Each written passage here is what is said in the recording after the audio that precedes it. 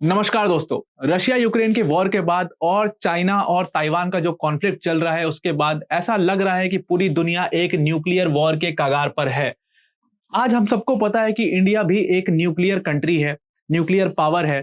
But India की जो nuclear power बनने की जो जर्नी है वो इतनी आसान नहीं है। तो आइए इस वीडियो में हम समझते हैं कि इंडिया एक न्यूक्लियर पावर आखिर बना कैसे। देखो, एक फाइनल रिजल्ट हम सबको ये पता है कि डॉक्टर होमी जहांगीर भाभा और Dorabji Tata and doctor APJ Abdul Kalam, इन तीनों के जॉइंट एफर्ट्स की वजह से आज हम एक न्यूक्लियर पावर बनकर के सामने आए हैं। बट एक्चुअल में ये जर्नी इतनी आसान नहीं थी। तो आइए इस वीडियो में हम समझते हैं कि आखिर इंडिया न्यूक्लियर पावर बना कैसे। देखो, पूरे वर्ल्ड ने जो न्यूक्लियर पावर की ताकत है वो तब देखी जब यूएस ने वर्ल्ड वॉर टू के दौरान हिरोशिमा पर न्यूक्लियर बॉम्ब गिराया। उसके कुछ ही हफ्तों बाद जापान जो है वो सरेंडर कर देता है। जापान में भीषण त्रासदी होती है, बहुत लोग उसमें मारे जाते हैं, बहुत लोग को इन्फेक्शन होते हैं और तमाम तरीके की डिस्ट्रक्शन जो है वो जापान में होती है। और इसके बाद जापान फाइनली सरेंडर कर देता है। आप सबको पता है कि जब यूएस जापान से वन ऑन वन लड़ रहा था एक आइलैंड पे वर्ल्ड वॉर टू के दौरान, तो वहां पर यूएस के 1 मिलियन से भी ज्यादा सोल्जर्स मरे थे उस आइलैंड पे, जो जापान के अंदर भी नहीं था बल्कि जापान के बाहर हुआ करता था। वहीं पर यूएस को समझ आ गया था कि जापान को अगर आपको लैंड से हराना है, अपनी आर्मी को यूज करके हराना है, तो वो नामुमकिन है, क्योंकि जापान के लोग कभी सरेंडर नहीं करते हैं। और इसी के बाद यूएस ने एक डिसीजन लिया और उसने अपने न्यूक्लियर बॉम्ब को गिराया हिरोशिमा पर और उसके बाद नागासाकी पे, और उसके बाद जापान ने सरेंडर कर दिया। बट यूएस का जो ये डिसीजन था न्यूक्लियर बॉम्ब गिराने का, उसको देख करके पूरी दुनिया को समझ आ गया कि अगर अब 21st सेंचुरी में आपको एक सुपर पावर बन करके सामने आना है तो आपके पास न्यूक्लियर वेपन होना बहुत ज्यादा जरूरी है।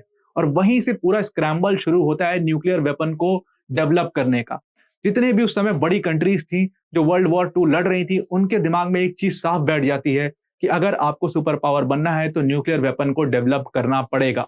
और उसके बाद ही हम देखते हैं कि जो दुनिया की सबसे टॉप मोस्ट कंट्रीज हैं जिनको आज सुपर पावर के नाम से हम जानते हैं, जैसे कि यूनाइटेड स्टेट्स, इसने United States, Russia, United Kingdom, France, China, इन सब ने अपने न्यूक्लियर वेपन्स को डेवलप कर लिया दूसरी कंट्रीज से काफी पहले। अगर आप देखोगे तो यूनाइटेड स्टेट्स ने तो 1945 में कर ही लिया था टेस्ट, और उसके बाद उसको हिरोशिमा और नागासाकी पे यूज भी करके दिखा दिया। उसके बाद रशिया ने 1949 में अपना पहला टेस्ट किया और वहां पर न्यूक्लियर वेपन डेवलप कर लिया। उसके बाद यूके ने 1952 में किया, फ्रांस ने 1960 में किया और फाइनली 1964 में चाइना ने अपना न्यूक्लियर टेस्ट कंडक्ट किया। अब जो इतनी ये कंट्रीज ने अपने जब टेस्ट कंडक्ट कर लिए, ये सारी सुपर पावर कंट्रीज थी, काफी स्ट्रॉन्ग कंट्रीज थी, बड़ी इकोनॉमीज थी उस समय दुनिया की। इन्होंने जब अपने न्यूक्लियर टेस्ट कर लिए तो इनका एक चीज सिंपल फंडा था कि अगर किसी और कंट्री को हमारे सामने खड़ा होना होगा तो उनको भी न्यूक्लियर वेपन डेवलप करना होगा। तो क्यों ना ऐसा कुछ किया जाए कि कोई भी और कंट्री अपना न्यूक्लियर वेपन डेवलप ही ना कर पाए। और इसीलिए ये लोग एक अनोखी चीज लेकर के आते हैं दुनिया में जिसका नाम है नॉन प्रोलिफरेशन ट्रीटी। अब नॉन प्रोलिफरेशन ट्रीटी से दो चीजें होती हैं। पहली चीज ये थी कि कोई भी कंट्री अपने न्यूक्लियर वेपन्स नहीं डेवलप करेगी, यानी कि आप किसी भी तरीके का न्यूक्लियर टेस्ट नहीं कर सकते हैं, आप कोई भी न्यूक्लियर रिसर्च नहीं कर सकते हैं और उसके बाद न्यूक्लियर वेपन आप डेवलप नहीं कर सकते हैं।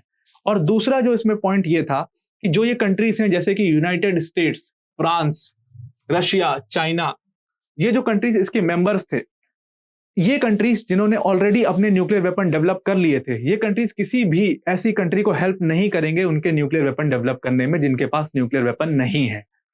बट इस एनएफटी पर 3 लोगों ने साइन नहीं किया, जिसमें इंडिया था, पाकिस्तान था और इजराइल था। इन तीनों लोगों ने इस पर साइन नहीं किया और इसके बाद नॉर्थ कोरिया ने भी इससे विड्रॉ कर लिया। तो मोस्टली 4 कंट्रीज ऐसी थी हमारे सामने जिन्होंने कभी एनएफटी पर साइन ही नहीं किया। और इसके पीछे का एक बहुत बड़ा रीजन है, उसको हम समझते हैं कि आखिर इंडिया जो है उसने क्यों नॉन प्रोलिफरेशन ट्रीटी पर साइन नहीं किया। टोटल 191 कंट्रीज ने इस एनएफटी पर साइन कर दिया बट इंडिया ने साइन नहीं किया। आखिर क्यों? इंडिया तो उस समय बहुत वीक स्टेट में हुआ करता था, तो आखिर इंडिया ने क्यों नहीं साइन किया इस नॉन प्रोलिफरेशन ट्रीटी पे? ये ट्रीटी आई थी 1968 में। अब अगर आप इसके बैकग्राउंड में जाओगे तो आपको समझ आएगा कि क्यों इंडिया ने साइन नहीं किया। देखो, हम सबको पता है कि 1962 में चाइना ने इंडिया पर अटैक कर दिया था धोखे से। और जब चाइना ने अटैक किया था तो उसने अपनी आर्मी को अंदर इंडिया की टेरिटरी में घुसाया और ये जो अक्साई चीन वाला एरिया है, इस पर कब्जा कर लिया और आज भी ये कब्जा चाइना करता है। चाइना ऐसा मानता है कि जो इंडिया की बाउंड्री है वो जीए बाउंड्री है, जो एक्चुअल लाइन ऑफ कंट्रोल है यानी कि एलएसी है। बट एक्चुअल में जो सच में लाइन है वो मैकमोहन लाइन है। मैंने अपने मैकमोहन वाले वीडियो में इसको काफी डिटेल में कवर किया है। तो ये जो रेड लाइन आप देख रहे हो, एक्चुअल लाइन ये है और एक्चुअल बॉर्डर इंडिया और चाइना का ये है।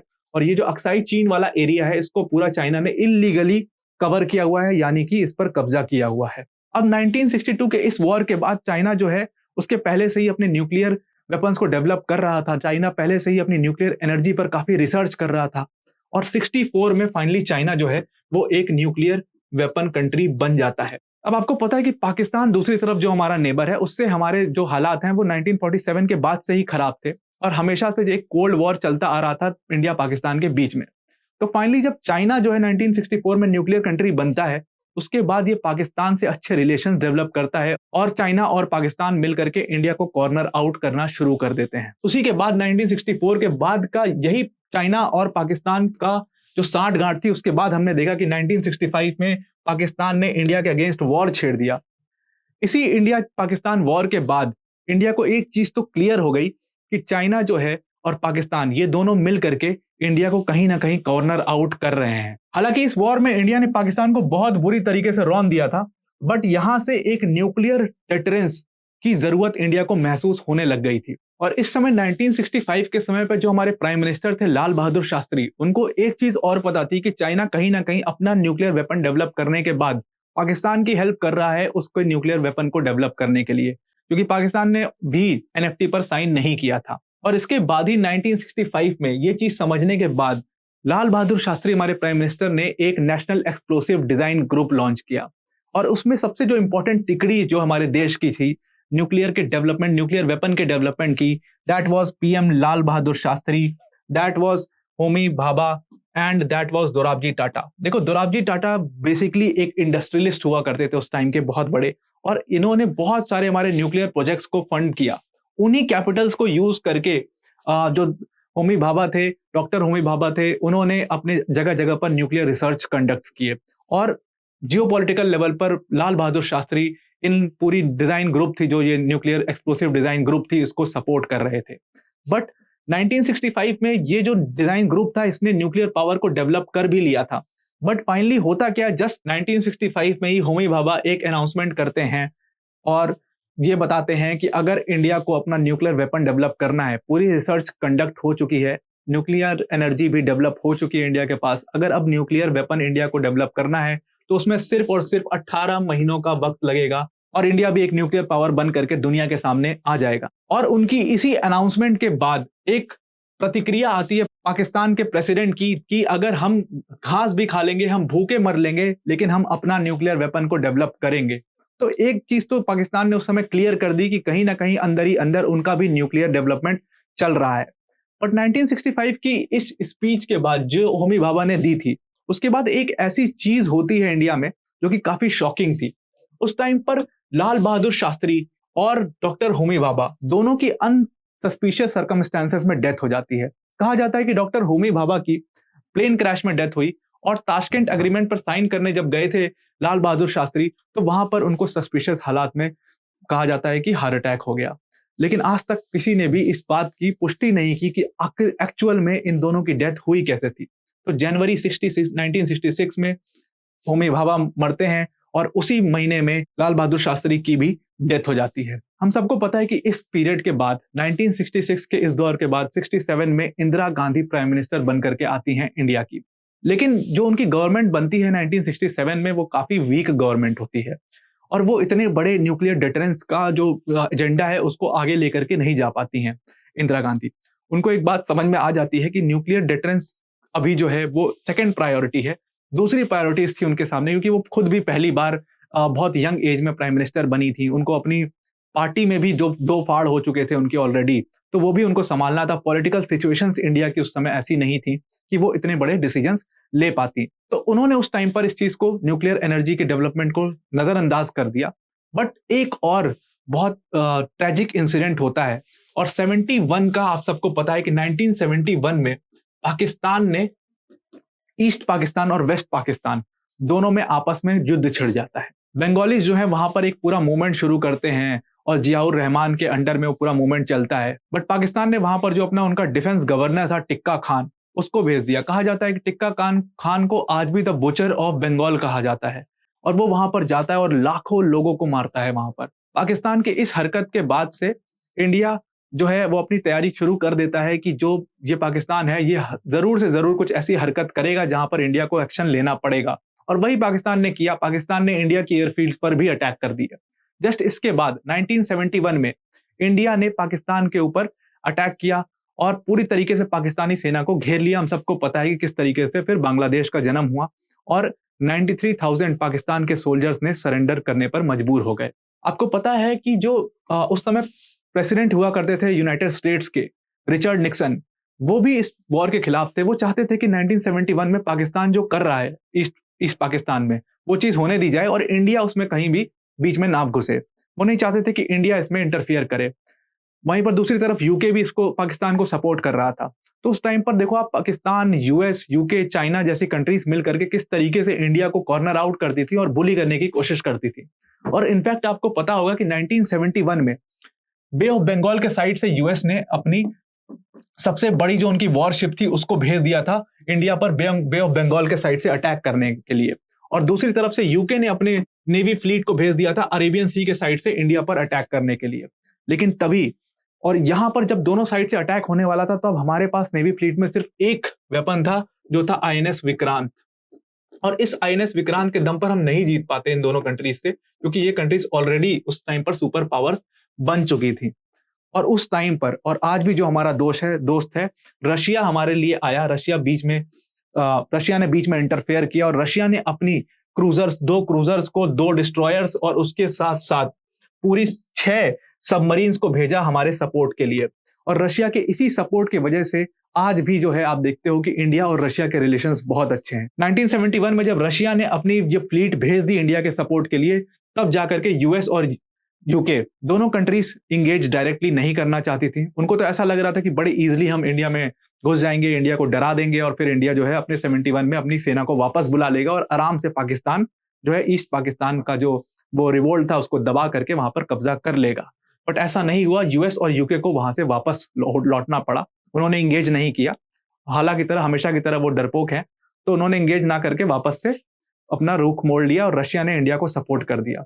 इस इंसिडेंट के बाद 1971 में इंदिरा गांधी को एक चीज बहुत ज्यादा क्लियर हो गई कि अगर आपको एक सुपर पावर बनना है और आपको इन कंट्रीज को आपको बुली करने से बचना है, जो इन कंट्रीज ने अपना एक पूरा ग्रुप बनाया हुआ है जिसमें यूएस, यूके, चाइना और पाकिस्तान है, तो आपको एक न्यूक्लियर डिटरेंस लानी होगी, ताकि इन कंट्रियों में एक डर रहे कि ये भी एक न्यूक्लियर पावर की कंट्री है। और ठीक 1972 में आप देखोगे कि इंदिरा गांधी ने न्यूक्लियर वेपन्स की बात करनी शुरू कर दी। उन्होंने एक पूरी टीम बनाई, 75 साइंटिस्ट की उन्होंने एक पूरी टीम बनाई और इनको भाभा एटॉमिक रिसर्च सेंटर में न्यूक्लियर एनर्जी को लेकर के वेरियस रिसर्चेस करने को कहा गया और न्यूक्लियर वेपन को जल्द से जल्द डेवलप करने को कहा गया। लेकिन एक बात और थी, जब ये 1971 का अटैक चल रहा था और जब यूएस अपनी फ्लीट भेज रहा था और यूएस को वापस लौटना पड़ा था, उसके बाद यूएस के प्रेसिडेंट रिचर्ड निक्सन का एक बयान भी आया था और उन्होंने ये भी सोचा था कि 1971 में जो इंडिया ने किया है उसके लिए इंडिया पर एक न्यूक्लियर बॉम्ब ड्रॉप कर देना चाहिए। और ये जो स्टेटमेंट है इनका, वो न्यूयॉर्क टाइम्स जो न्यूज़पेपर है उसमें छपा था। तो ये बिल्कुल डॉक्यूमेंटेड बात है कि रिचर्ड निक्सन के दिमाग में ये चीज थी। बट हालांकि इंदिरा गांधी ने 72 में एक पूरी कमिटी डेवलप की 75 साइंटिस्ट की, और फाइनली आप देखते हो कि 1974 में इंडिया ने स्माइलिंग बुद्धा प्रोग्राम के अंडर में अपना पहला न्यूक्लियर टेस्ट कर लिया। दुनिया को एटलीस्ट ये नॉलेज चली गई कि इंडिया भी अब एक न्यूक्लियर एनर्जी कंट्री है। बट एक चीज क्लियर थी कि ये जो है ये वेपन टेस्ट नहीं था, ये सिर्फ और सिर्फ न्यूक्लियर एक्सप्लोजन था। और कहा गया इंडिया के द्वारा कि ये जो न्यूक्लियर एक्सप्लोजन है इसको हम माइनिंग पर्पस या अंडरग्राउंड वर्क्स के लिए यूज करेंगे, ना कि वेपन है ये। तो हालांकि न्यूक्लियर वेपन अभी भी हमारे पास डेवलप नहीं हो पाया था, ये बात हमें बहुत क्लियर होनी चाहिए। यहां तक चीजें बहुत अच्छी थी और इसके जस्ट अब हम एक कदम दूर थे न्यूक्लियर वेपन को डेवलप करने के। बट फिर से इंडिया पर एक और धक्का लगता है और 1975 में हम सबको पता है कि इंडिया में इमरजेंसी लग जाती है। 1975 की इस इमरजेंसी के बाद इंडिया की जो पूरी जो इकोनॉमी है वो बुरी तरीके से टूट जाती है और हम सबको पता है कि पिछले 10 साल में यानी कि 1962, 1965 और 1971 हम 3 वॉर्स लड़ चुके थे और तीनों बड़े स्केल पे वॉर लड़े थे हमने। तो हमारी इकोनॉमी पूरी तरीके से टूट चुकी थी, लार्ज स्केल फेमीन्स आए हुए थे, भुखमरी थी पूरे देश में और बहुत खराब हालत थी पूरे देश की पॉलिटिकल स्टेबिलिटी की भी।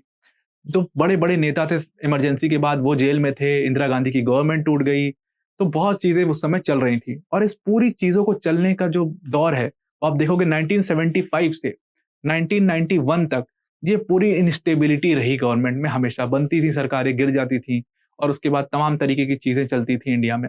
तो इंडिया की इकोनॉमी को ढंग का एक प्रॉपर स्टेबल इकोनॉमी बनते-बनते 20 साल के वक़्त लगा। फाइनली 1991 में हम सबको पता है कि एलपीजी रिफॉर्म्स आते हैं इंडिया में और इंडिया की जो इकोनॉमी है वो बूस्ट करना शुरू करती है। एंड देन 1995 में इंडिया जो है पहली बार न्यूक्लियर प्रोजेक्ट के बारे में सोचना शुरू करता है। 1995 में उस समय जो प्राइम मिनिस्टर थे इंडिया के वो नरसिम्हा राव थे और उन्होंने पहली बार न्यूक्लियर प्रोजेक्ट्स की बात की थी। लेकिन एक ही साल बाद इलेक्शंस होते हैं, इनकी सरकार गिर जाती है और हम सबको पता है कि 1996 में एक बड़ा टर्न अराउंड होता है और अटल बिहारी वाजपेयी हमारे देश के प्रधानमंत्री बनते हैं। और ठीक जो कंट्री में पहली बार न्यूक्लियर वेपन्स के डेवलपमेंट में जो तिकड़ी बनी थी, लाल बहादुर शास्त्री, होमी भाभा और दोराबजी टाटा की, वही तिकड़ी यहाँ पर भी देखने को मिलती है जब हमारे अटल बिहारी वाजपेयी प्राइम मिनिस्टर और डॉक्टर एपीजे अब्दुल कलाम और मिस्टर आर चिदम्बरम, जो कि Indian institute of atomic energy के हेड थे उस समय, उन्होंने तीनों ने मिल करके न्यूक्लियर प्रोजेक्ट की बात शुरू की और न्यूक्लियर वेपन के डेवलपमेंट पर काम शुरू किया। बट ये गवर्नमेंट जो है, हम सबको पता है कि एक ऐतिहासिक भाषण दिया था और अपना रेजिग्नेशन दिया था संसद में, 13 दिन में ही ये गवर्नमेंट गिर जाती है।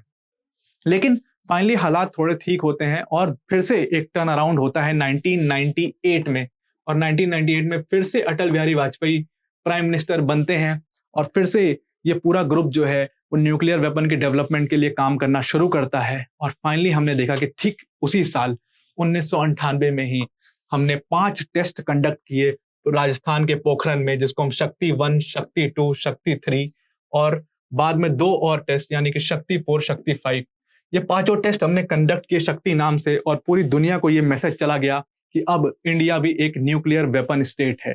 जो आज 2 ट्रिलियन इकोनॉमी की कंट्री आप देखते हो, उस कंट्री ने किस तरीके से ये न्यूक्लियर वेपन डेवलप किया, उसकी कहानी सुन करके सबके रोंगटे खड़े हो जाएंगे। तो आज की वीडियो में इतना ही।